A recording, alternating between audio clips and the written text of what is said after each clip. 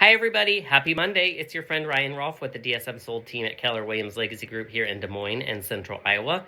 And it's time for another episode of Monday Market Update. So let's jump in and talk about what is happening as we get going in 2025. We're a couple weeks in, and so comparing this year to last year, well, first off, we haven't had that crazy winter storm. Last year we had a winter storm, I believe it was the second week of January. It might have even been, I don't remember. That was so long ago. But anyways, I know we had a lot of not so fun weather in January of last year. So definitely that's a difference this year over last year. However, let's talk about the real estate difference and what that means. So we're seeing about 500 or so more homes active on the market this year versus last year. And so that is what is partially what's leading to the market to be more balanced. So overall, our market, we're in a balanced market, which is 4 to 6 months of inventory. That means theoretically, it favors both buyers and sellers. It's a more even market, even playing field. So if you're a buyer that's out looking, gives you more opportunities to look at more homes and maybe not have to rush into something, but also potentially being able to request things that you may not have been able to request previously as the market was in a seller's market. For those of you that are selling, again, as I've mentioned and really kind of preached over the last year or two, as inventory grows, it's more important that you're pricing your home ahead of the market and doing the things that you need to do to make sure it's properly presented so that when somebody walks in, they're saying, oh my gosh, I love this house, not,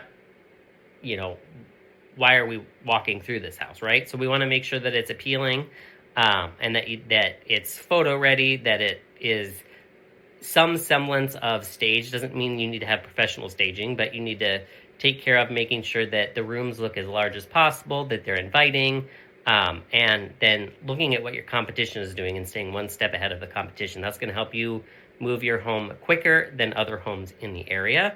And we'll see what happens as we continue throughout the year, if inventory remains high or if we dip in inventory. Likely, as we get into spring, we'll see the inventory go down, and then it will likely come back up as we get later in the year. And I'm guessing we'll end the year over 4,000 homes. That's a long ways away, though. So as we go throughout the year, it'll be interesting to see what happens with inventory. We have definitely seen buyer demand starting to pick up.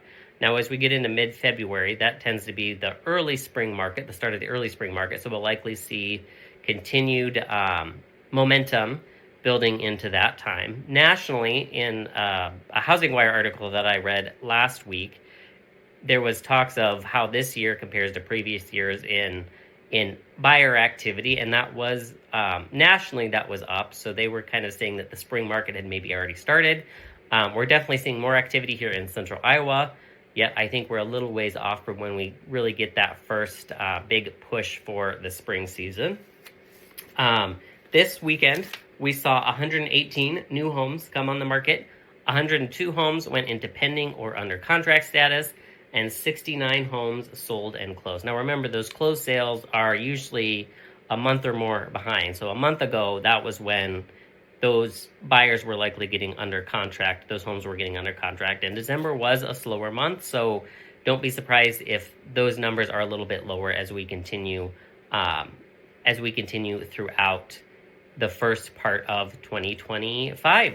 So if you've got questions on what this means for you, feel free to reach out. Otherwise, we'll talk soon, and I hope you have an amazing week. Bye.